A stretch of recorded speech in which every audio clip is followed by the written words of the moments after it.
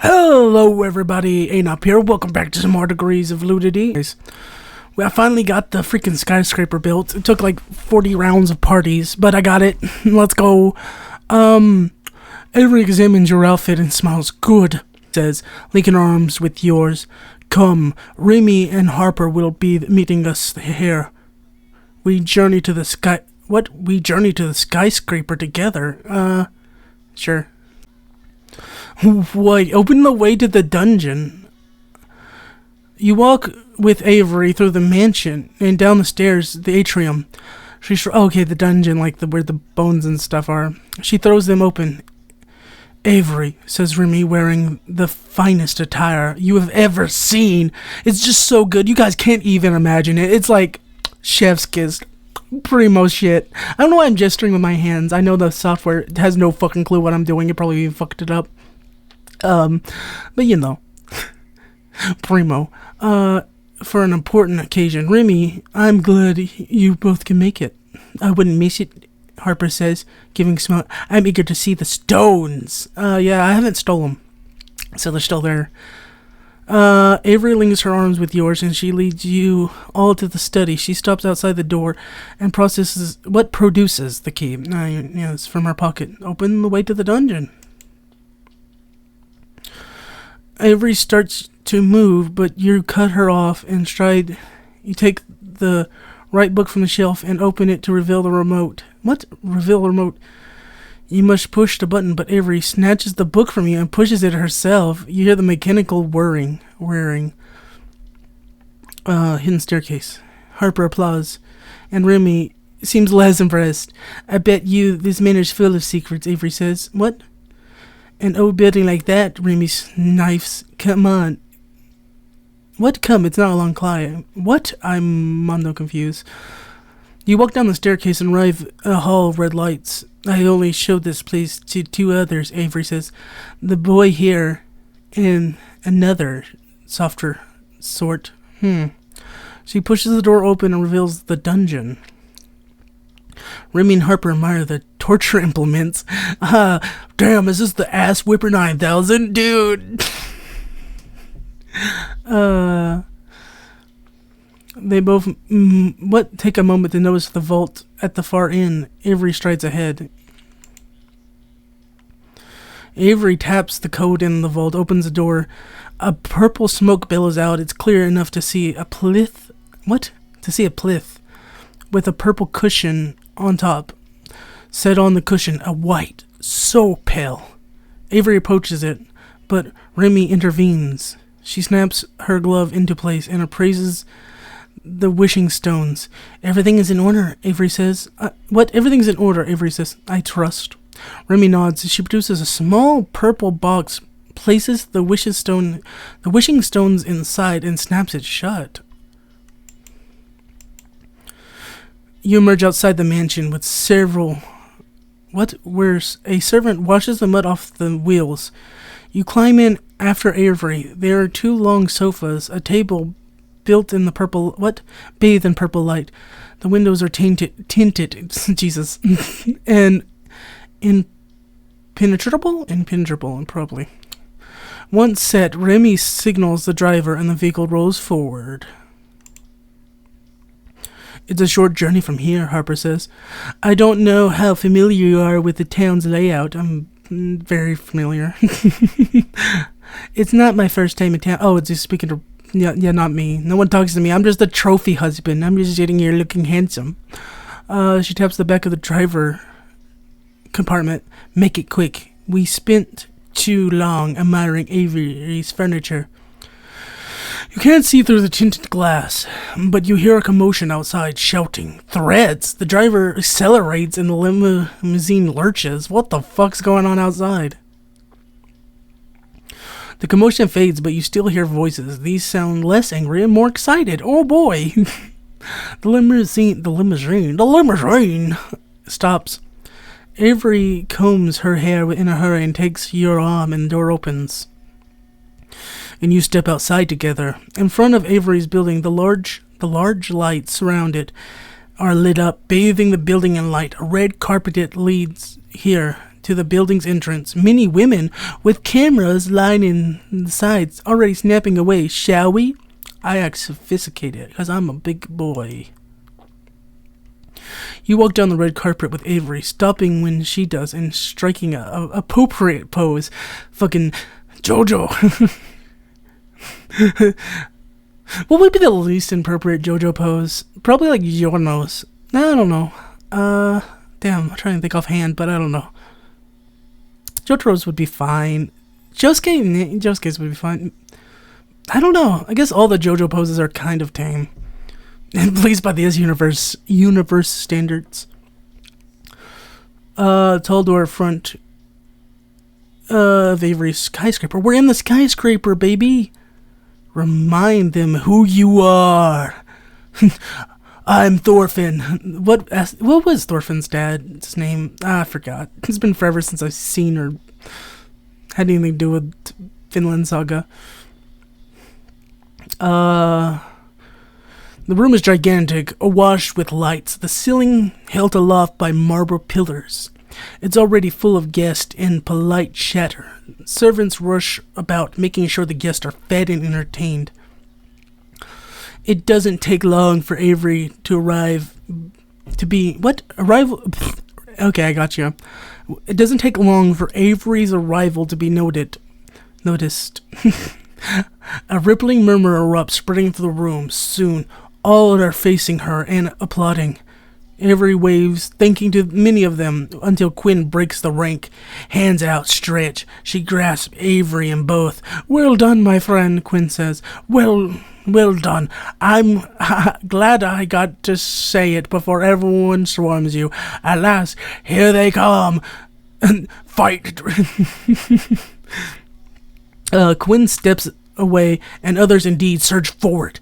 It seems everyone's eager to be seen with Avery. They jostle each other, and you, and me. Oh, jostle harder. Oh man, I gotta redo this because leave Avery for now. I'm just like, yeah, you deal with this. Remind them who you are. I'm me. I'm the trophy husband. Don't you forget it.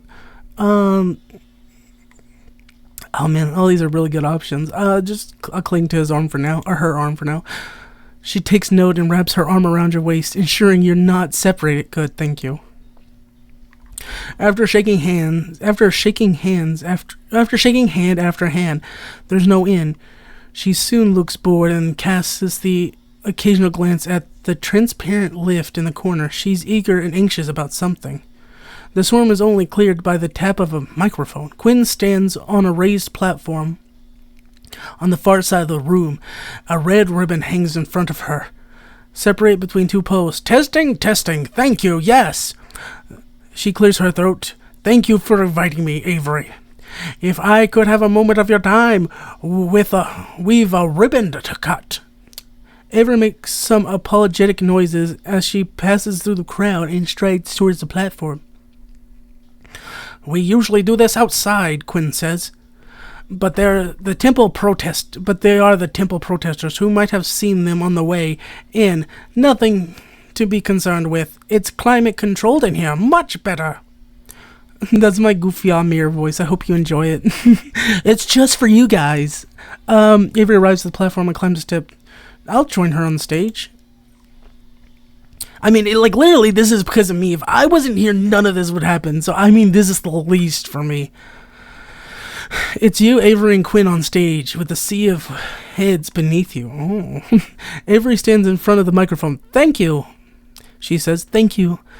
Thank you for all joining me. I recognize many of you from outside town. It's a strange place, isn't it? I remember how I felt when I arrived 10 years ago. I thought I'd made a mistake. She pauses for laughter. Insert canned Big Bang Theory laugh track. But I made my fortune here.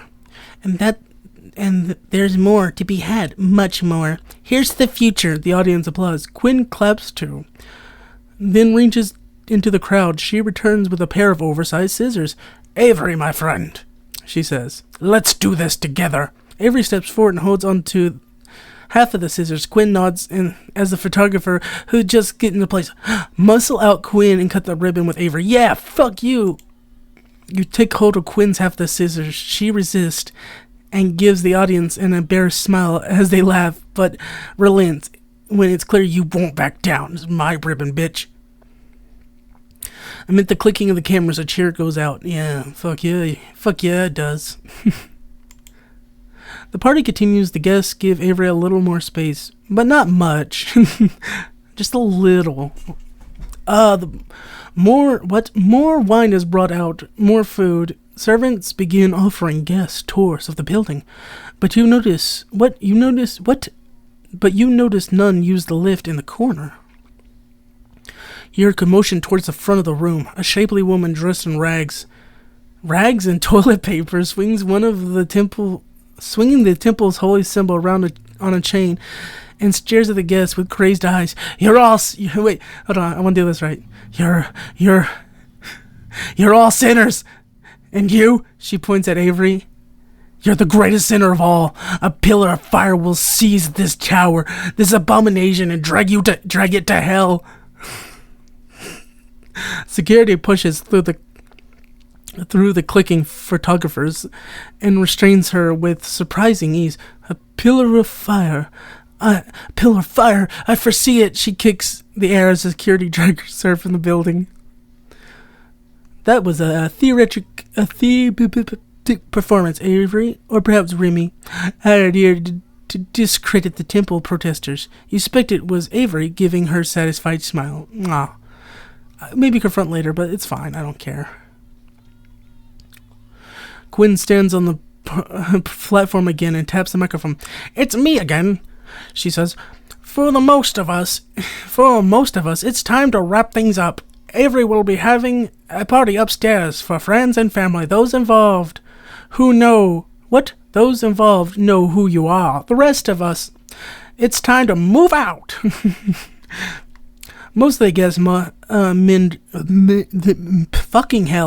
minder towards the exit. Perhaps a quarter to a third remain where they are. Okay. Quinn is the last to leave. She pulls the door shut behind her. The remaining guests turn their heads in unison as the lift arrives from above, carrying two figures, Remy and Harper. Oh boy. Some eyes closed, wide shut shit, I guess. It's time, Remy says. Remy says, if you please. In order. She steps back into the lift. 6 others enter with her. The lift climbs. It disappears above the floats. What? Oh, it disappears above, comma, and floats back down. Another 7 guests step inside, then another 7. Avery arises beside you. We'll go last, she says. You're part of the ceremony too, says Harper behind you. Don't worry, it's straightforward. I'll explain on the way. Okay. The guests clear the room group by group until the 3 of you stood alone. Okay. Oh, I got a fox mask on. Cool. Just save this.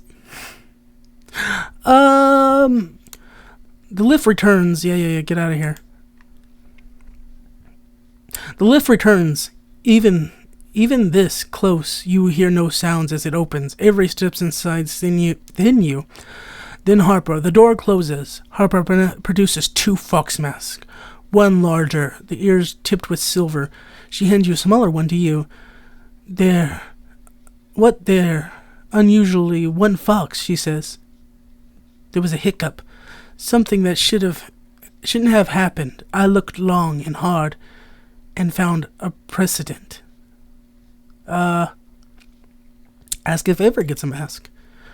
I hope it's not a rude question, you say, but does Avery get a mask as part of the ceremony? As part of the ceremony? Harper says. She must remain maskless for now.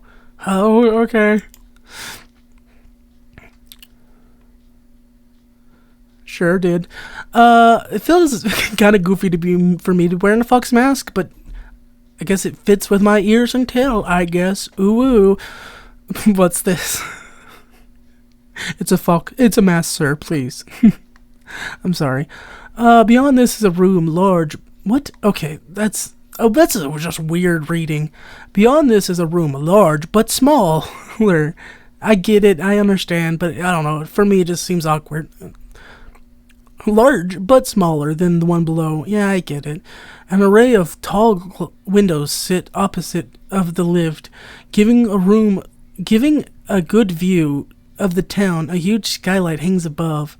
There's no artificial light at all. It's not needed. The room is bathed in red of the eye because of the moon. A moon. Can I download this too? I want to download this too.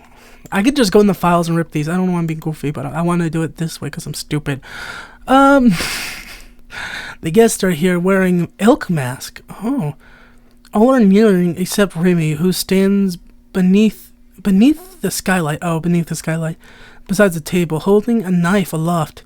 You who would complete our triumvirate, yes. She says, must lose that which binds you. Her voice sounds amplified. Step forward.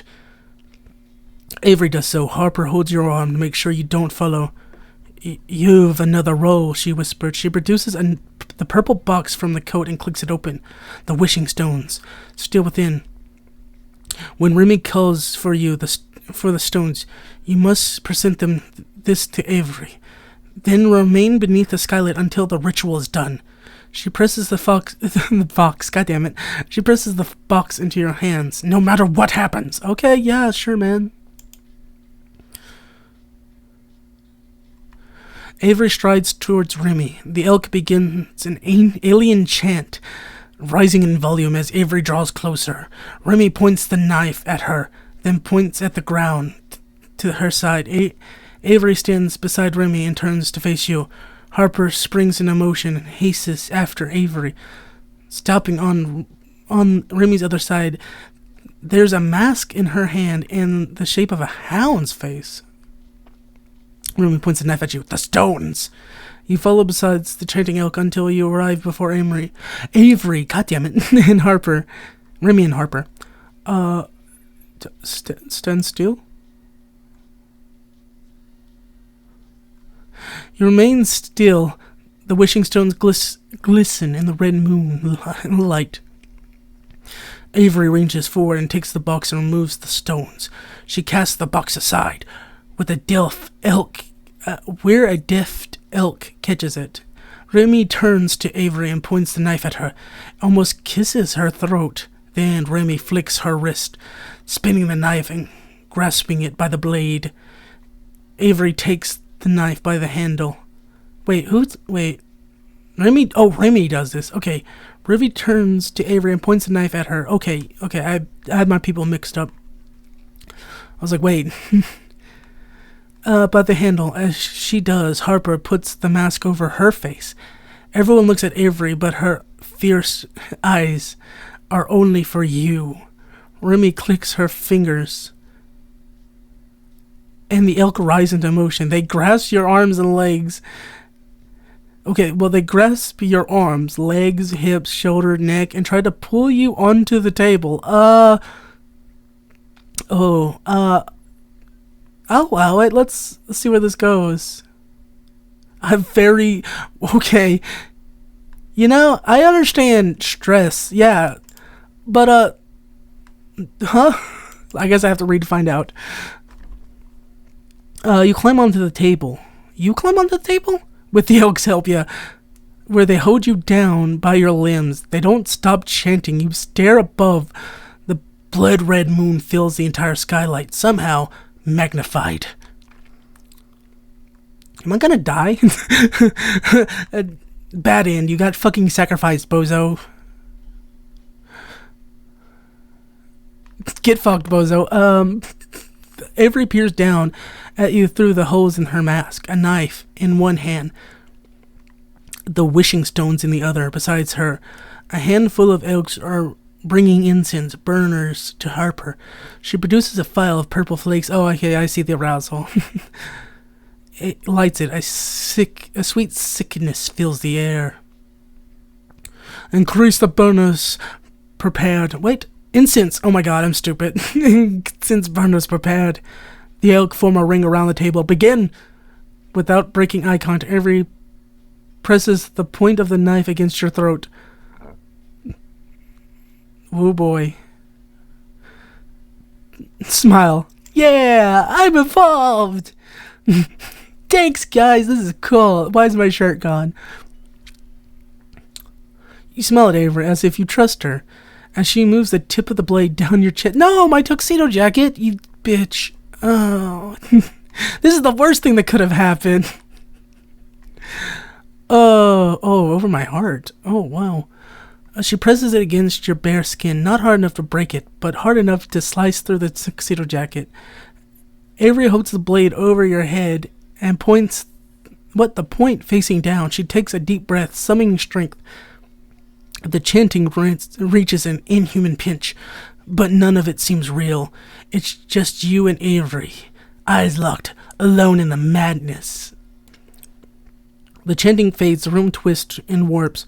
You're lying on the bed. What? You're laying on a bed instead of on the table. Avery still stands above you, her mask and knife gone. She looks around, bewildered seeing what you're seeing. You're in a well-decorated interior, laying on a long couch. 2 doors stand open, revealing a balcony. On it are 2 children, one helping the other climb up.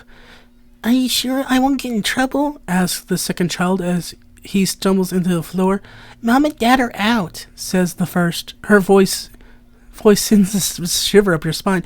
I visit your house. It's only fair you visit mine. She looks like Avery. Neither she nor her friend pay you or Avery the slightest attention, as if you're not there. Huh. Here, says the Avery child. Ah, yes. The Avery child. Indeed. She produces a binder full of cards from once popular trading card game and points at one in particular. See? Wow. Whoa. Whoa. I told you I was lying. I didn't want to take it out because I was afraid of losing it. She's interrupted by the main door swinging open. A servant enters, carrying a cleaning tool. She drops them in alarm when she notices the second child. How'd you get in? She asks. Stay away from the young lady. The second child looks terrified, close to tears. He runs to the balcony. Child Avery tries to stop him, but loses his footing. Wait, what? Child Avery tries to stop him, but he loses his footing on the rail and falls. Oh my god. The room is distorting again, reforming into another with similar decor. Avery still stands beside you. Child Avery is here too, crying, and what in front of her is an adult. For a moment you think it's another Avery, but they're not identical. She looks like Avery's mother. Why are you sniveling? She asks. Is he okay? Don't you dare spare a thought for that vermin, Avery's mother says. You can't fight scum like that here, as if they were your equal. Your Avery steps towards her mother, her face impassive. Then she throws a sudden punch at her mother's head. Yo! It passes through as her mother wasn't there. She throws another and another, harder and fast, enough that she pants from exhaustion. Okay. Cool mommy issues. The room distorts again, leaving Avery punching the empty air. You're outside, in the garden of a fancy-looking manor. Avery is still with you, but the child is gone. In her place is another Avery, around your age. How old is actual Avery? I never thought about it before. I always thought Avery was, relatively close to our character's age, because it's, 18? I always thought Avery was in their, late 20s. At most, at their late 20s, but maybe I'm fucking dead wrong. She and her graying mother, maybe, glare at each other. Behind them, a gardener works in their back to you, swinging a sickle through the tall grass. What the fuck do you mean? You always said I was better than them. Why can't I take what I want? Oh my god. Her mother, that's your excuse? You bring such awful attention to our family. And that's what you have to say for yourself? You always take what you want from servants, from me. Grody. You think I'll take from you? You think I'll take from you? Fine. I'm done protecting you. I disown you. Get the fuck out of my property. Oh, that's her mother still speaking. What? Okay, wait. That's your excuse. Attention to our family. You have to say for yourself. You always take what you want from servants, from me. You think I take from you? Fine. I'm done protecting you. Just get off my property. Young Avery turns, storms out. So I guess this is all her mother? But this is weird. You always take from what you want from servants and from me. You think I take from you. Like, is she responding to herself? Or is this Avery? No, because it can't be, because she recently says, I'm done protecting you. I disown you. Get the fuck off my property. What? Who's saying this? See, because I thought it was...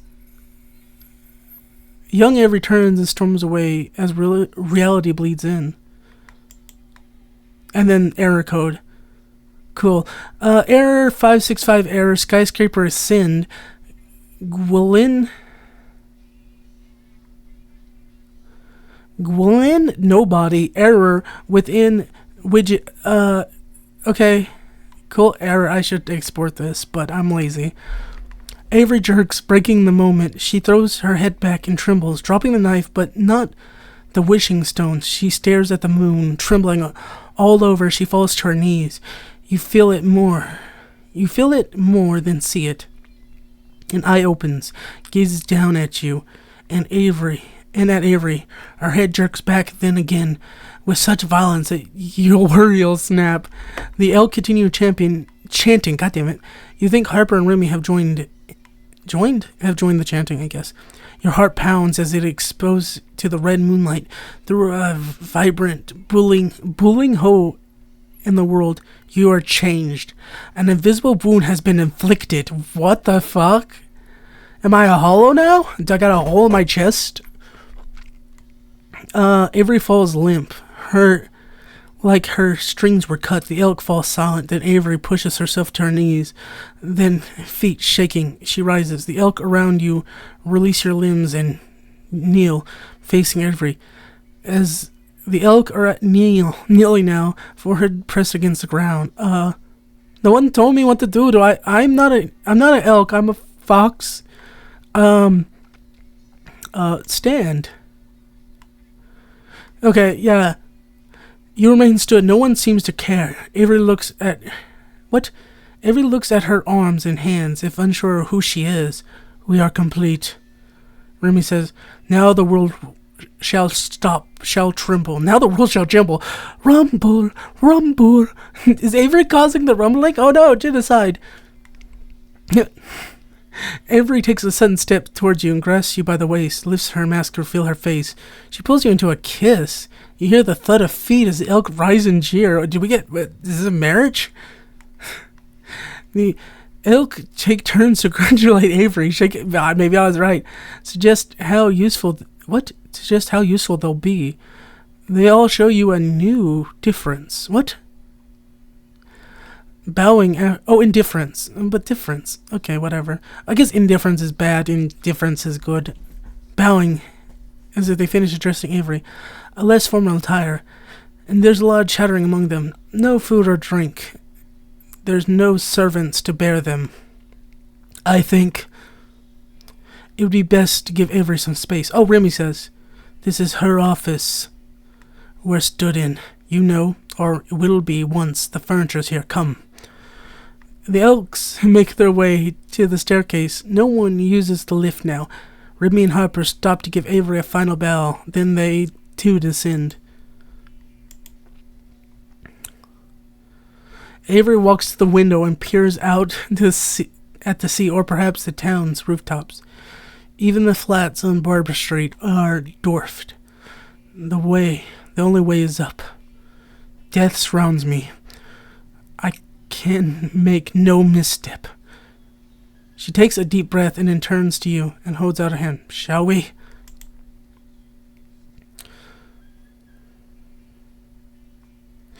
A different limousine awaits Avery and you at the base of the skyscraper. The journey is short and without trouble.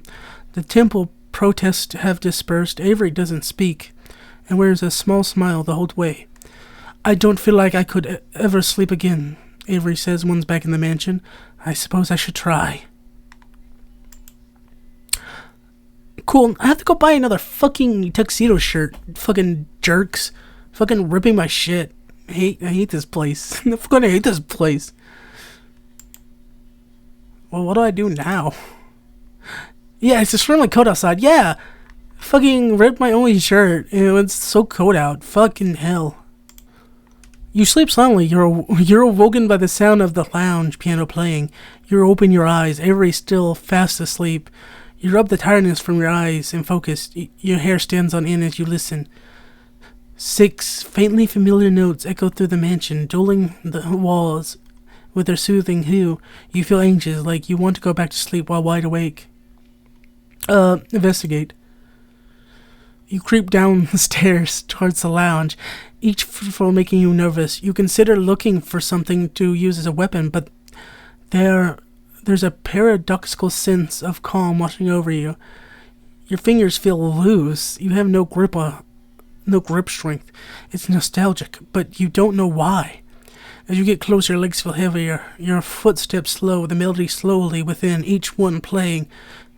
When your foot hits the floor, then you hear a girl's gentle voice, soothing like a birdsong. She sings.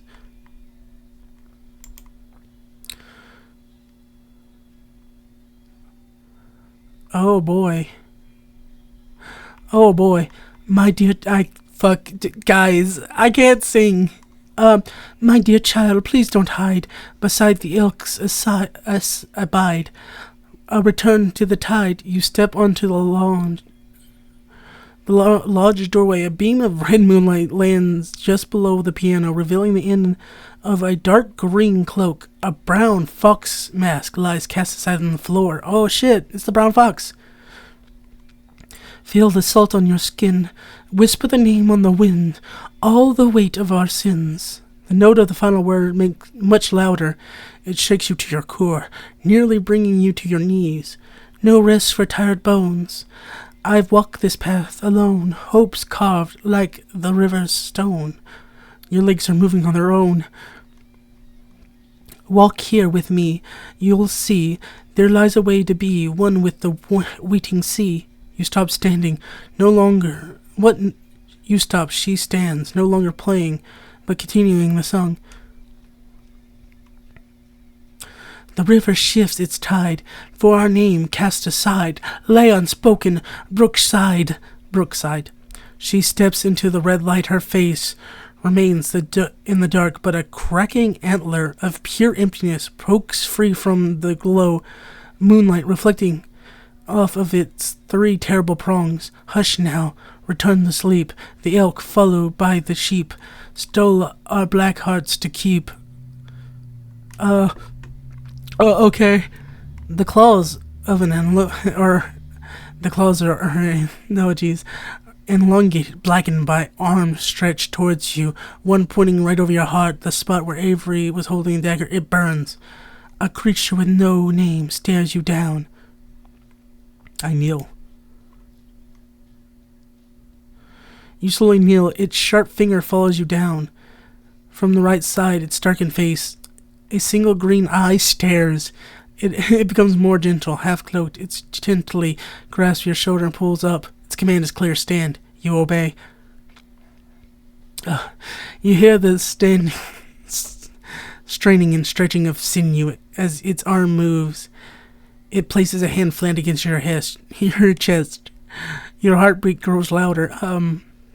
It's clear. Its eyes are closed, satisfied by what it feels. And its hand retracts back into the shadows. It turns away and walks towards the mask on the floor, exposing itself to the moon. The skin shines, marked by countless old scars, all dead, silent. It puts the mask on. Its head twitches. Something that was once a person turns around. Its head slowly points to you, then back to itself. black sludge trickles from its eyes down to the chest, to the cheeks of the mask. I'm sorry. No words are shared, but you understand. There is no glory, no pleasure here. This is damnation. It's warning that the path you're treading, it lumbers back into the shadows, away the cruel light.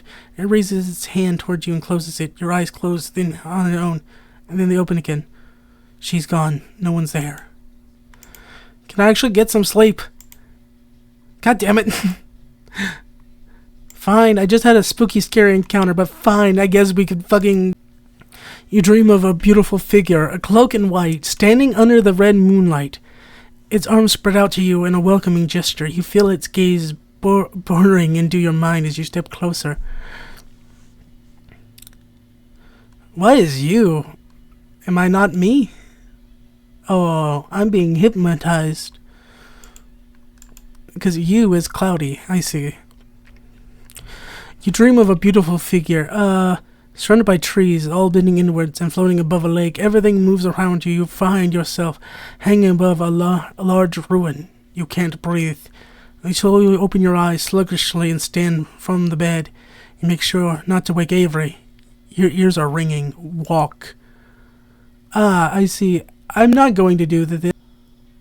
You place a hand on her cheek. You can't feel it. You stroke it gently. You hear a faint slithering. The blankets move.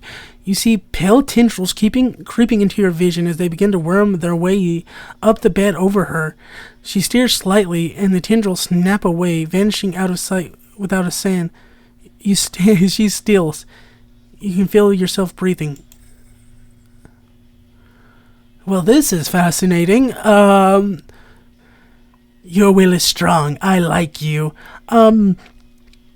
I'm barefoot and snowing. Great. Thank you, fucking magical force. Now I'm gonna get fucking hypothermia and die. God. You feel it pushing you towards another step, against your mind and body, trying to assert its dominance. You have a hold of it now, and you're not letting go. You double over in agony as if pulling itself out of you, knowing it's been bested. You see a pair of pale, translucent arms erupt from your chest. With a great amount of effort, it expels itself out of you. A beautiful pale figure floats before you. It's naked, save an ornamental necklace of ivory around its neck. It places a hand under your chin. You're strong. I like you. A massive torrent of water shoots from L below, completely engulfing it. You can only see its blue eyes glowing through it.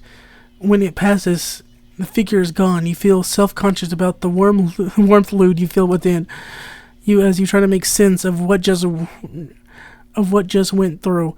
You fix your clothing. Oh, cool. I kind of just want to go home.